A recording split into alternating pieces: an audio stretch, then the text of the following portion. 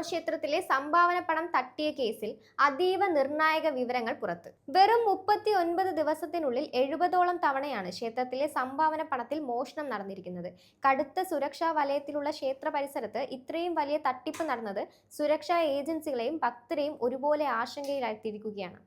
സംഭവത്തിൽ അന്വേഷണം വേഗത്തിലാക്കാൻ പ്രത്യേക അന്വേഷണ സംഘത്തെ അഥവാ SITയെ ചുമതലപ്പെടുത്തിയിട്ടുണ്ട്. മോഷണം നടന്ന ദിവസങ്ങളിലെ വ്യക്തമായ CCTV ദൃശ്യങ്ങൾ ഇപ്പോൾ അന്വേഷണ സംഘത്തിന് ഔദ്യോഗികമായി കൈമാറി കഴിഞ്ഞു. ഭക്തർ സമർപ്പിച്ച കാണിക്കപ്പണം കൃത്യമായ ലോക്കറുകളിലേക്ക് മാറ്റുന്നതിനിടയിലും ഡിജിറ്റൽ ട്രാൻസാക്ഷൻ നടപടികൾക്കിടയിലുമാണ് ഈ വൻ ക്രമക്കേട് നടന്നിരിക്കുന്നത് എന്നാണ് പ്രാഥമിക നിഗമനം.